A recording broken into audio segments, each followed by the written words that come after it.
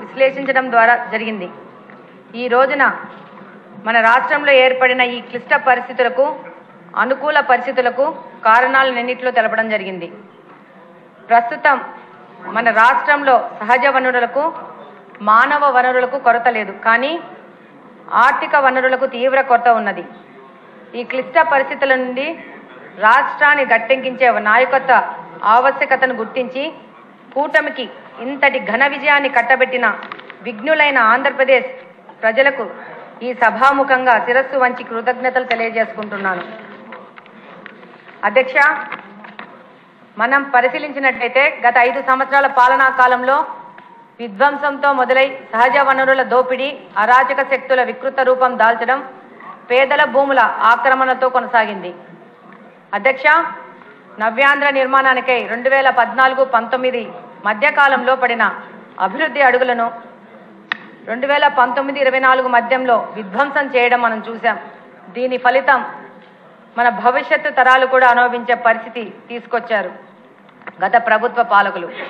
అధ్యక్ష, విఘ్నులైన ఆంధ్రప్రదేశ్ రాష్ట్ర ప్రజలు ఏ పనినైనా ప్రారంభించే ధైర్య సాహసాలు, కొనసాగించే కృషి, పూర్తి చేసే పట్టుదల, అవరోధాలను ఎదుర్కొనే ధైర్యం, వాటిని అవకాశాలుగా మార్చుకునే శక్తియుక్తులు ఉన్న నాయకులు శ్రీ నారా చంద్రబాబు నాయుడు గారే అన్న విషయాన్ని ఆంధ్రప్రదేశ్ ప్రజలు సంపూర్ణంగా విశ్వసించి విధ్వంసకర పాలనను అంతమొందించి అభివృద్ధిని ఆకాంక్షిస్తూ తెలుగుదేశం పార్టీ నేతృత్వంలోని కూటమి ప్రభుత్వానికి అఖండ విజయంతో ఆశీర్వదించారు.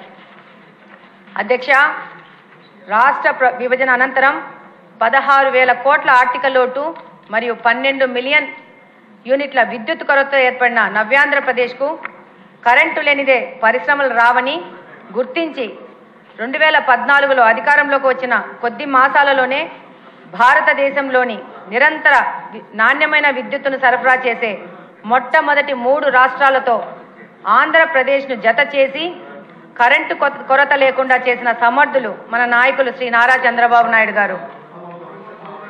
అధ్యక్ష, గవర్నర్ గారు చెప్పిన విధంగా 1953వ సంవత్సరంలో నాటి మద్రాసు నుంచి ఆంధ్ర రాష్ట్రం విడిపోయినప్పుడు 1956లో నాటి ఆంధ్రప్రదేశ్ హైదరాబాద్ రాష్ట్రంలో ఆంధ్ర రాష్ట్రం కలిసి ఆంధ్రప్రదేశ్గా ఏర్పడినప్పుడు మరియు నిన్నటి 2014 సంవత్సరంలో తెలంగాణ రాష్ట్ర ఏర్పాటు సమయంలోనూ ఆంధ్ర ప్రాంతమే రాజధాని కోల్పోవలసి వచ్చింది. ఇట్టి పరిస్థితుల్లో చంద్రబాబు నాయుడు గారి సమర్థత మీద ఉన్న అపార నమ్మకంతో ఆయన ఇచ్చిన పిలుపు మేరకు అమరావతి ప్రాంత రైతులు స్వచ్ఛందంగా 33,000 ఎకరాల భూమిని ప్రభుత్వానికి ₹1 ఖర్చు లేకుండా అప్పగించారు. ఆ భూమిలో అంగరంగ వైభవంగా అమరావతి రాజధాని దేశ ప్రధాని సమక్షంలో భూమి పూజ కూడా జరిగింది. కానీ దురదృష్టవశాత్తు ఏంటంటే తర్వాత వచ్చిన పాలకులు అమరావతిని విధ్వంసం చేసి రాజధాని లేని రాష్ట్రంగా ఆంధ్రప్రదేశ్ని మిగిలిచ్చారు.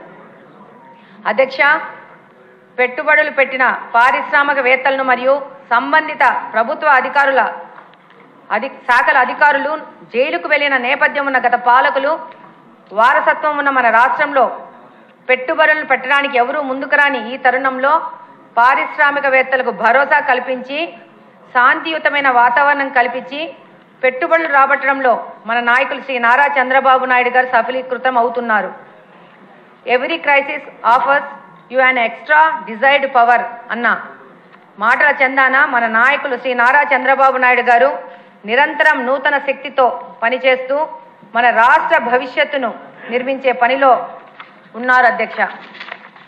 అధ్యక్ష, 2014-19 మధ్య కాలంలో 7 రకాల మిషన్స్ ద్వారా ఆంధ్రప్రదేశ్ను ప్రగతి పదంలో ముందుకు తీసుకెళ్లి అనేక రకాలైన విధానాలను అనుసరిస్తూ వచ్చిన ప్రతి అవకాశాన్ని ఈ 7 రంగాల్లో ముందుకు వెళ్ళి భారతదేశంలో మిగతా రాష్ట్రాల కంటే ముందుగానే అవకాశాలను అందిపుచ్చుకొని విధంగా సన్ రైజ్ స్టేట్ అనే నినాదంతో రాష్ట్రాన్ని అభివృద్ధి పదంపై పరుగులు పెట్టించినారు నాటి మరియు నేటి ముఖ్యమంత్రులైన శ్రీ నారా చంద్రబాబు నాయుడు గారు.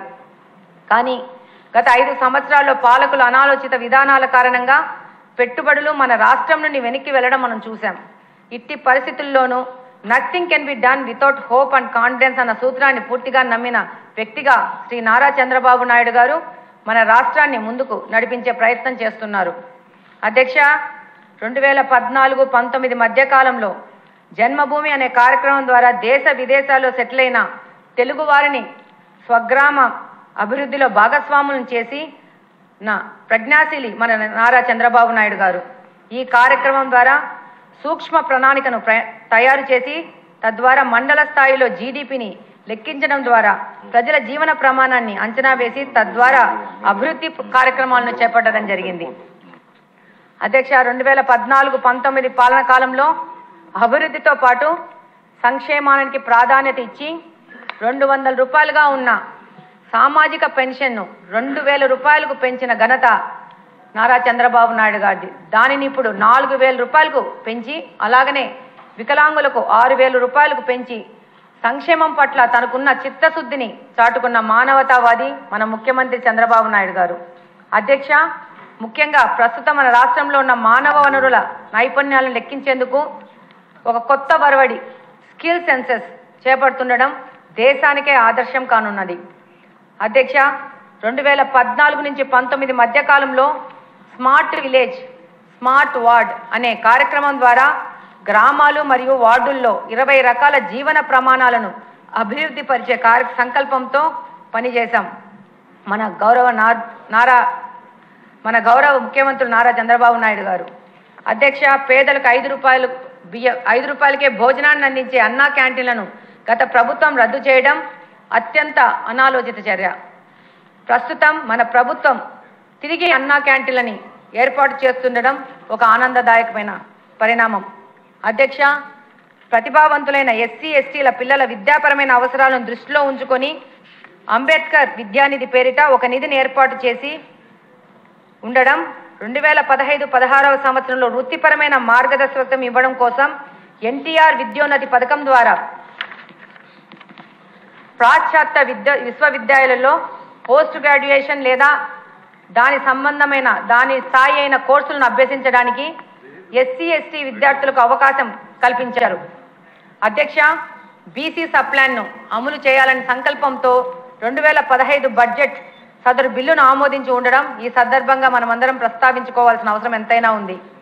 అధ్యక్ష, అలాగే మైనార్టీల సంక్షేమం కోసం వారిని దృష్టిలో పెట్టుకొని దుల్హన్ పథకం, రోషిని, షాదీఖానా నిర్మాణం, రంజాన్ తోఫా, హజ్ భవనాల నిర్మాణం వంటి ముస్లిం సోదరులకు ఉపయోగమైన అనేక అభివృద్ధి సంక్షేమ పథకాలను చేపట్టడం గుర్తు చేసుకోవాల్సిన అవసరం ఎంతగానో ఉంది. అధ్యక్ష, ఇకపోతే మహిళా సంక్షేమం గురించి, మహిళా సాధికారత గురించి తెలుగుదేశం పార్టీకే పేటెంట్ హక్కు ఉంది. అందులో నాది కూడా ఒక ఉదాహరణ. 60 సంవత్సరాల నుంచి కడప నియోజకవర్గంలో ఏ పార్టీ కూడా ఒక మహిళకు అభ్యర్థిగా ప్రకటించి ఎన్నికలకు పంపించలేదు.